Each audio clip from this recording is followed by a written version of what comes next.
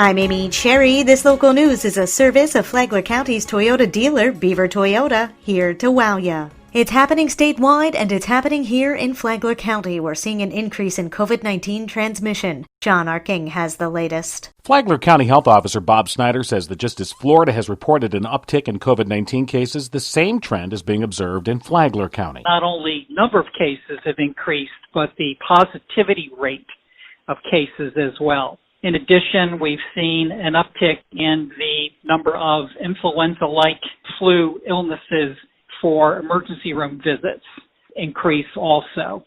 So the main public health message is we need to continue and be vigilant, everyone, about social distancing and universal facial coverings and mask wearing. These are two strategies that we all can participate in to help reduce the spread of community transmission. Snyder says that the rate of spread, also referred to as the positivity rate, has seen a consistent growth as well in the region. Our positivity rate is a little over 1%, where it was consistently below 1% for several weeks.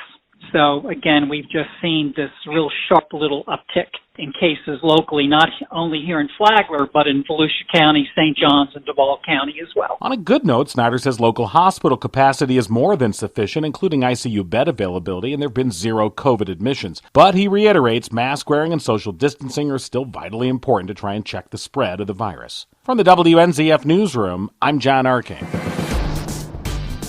The Pledge to Prevent means that businesses in the community are not only focused on business, but also on keeping the community safe. Flagler County Health Officer Bob Snyder calls Amy Lukasik's initiative brilliant. This is public health in practice. This is a perfect template for doing the right thing. Lukasik is the director of the Tourist Development Council. Snyder said that this is encouraging everything that the health department, the hospital, and healthcare providers have been pushing ever since the pandemic started. To listen to more of the interview with County Health Officer Bob Snyder and Amy Lukasik, download the Flagler Radio app and then go to the Free for All Friday podcast. Tomorrow, Snyder talks about why we wear masks in this time of COVID-19. From the WNZF Newsroom, I'm Deb Albertson.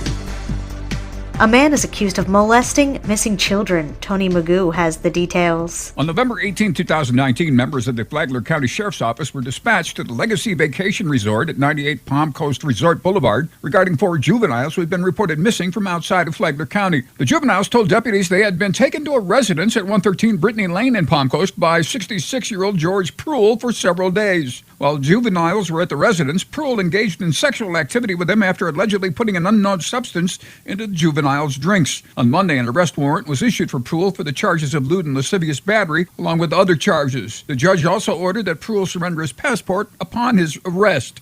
Members of the Major Case Unit and the Community Policing Division were able to take Pruill into custody at his home. He had packed up his residence and told detectives he was ready to leave the area for Thailand. Pruill is being held with no bond allowed at the Sheriff Perry Hall Inmate Detention Facility. For Flagler's Morning News, I'm Tony Magoo. Police use of force policies are being examined across the country in the wake of the police killing of George Floyd in Minneapolis. Flagler County Sheriff Rick Staley says chokeholds and neck restraints are already forbidden, and his deputies undergo de-escalation training and exhaust all alternatives, including issuing verbal warnings before using deadly force. The Flagler County Sheriff's Office has been using model policies since I've been sheriff, and we have already done 8 Can't Wait initiative in every area. Your agency is a 4-diamond accredited agency using model policies, and that is why we should be a model for law enforcement across the country. Staley says his deputies are bound to intervene if they see another deputy using excessive force, and they're forbidden from shooting at moving vehicles. And now you're up to date on Flagler's Morning News. I'm Amy Cherry.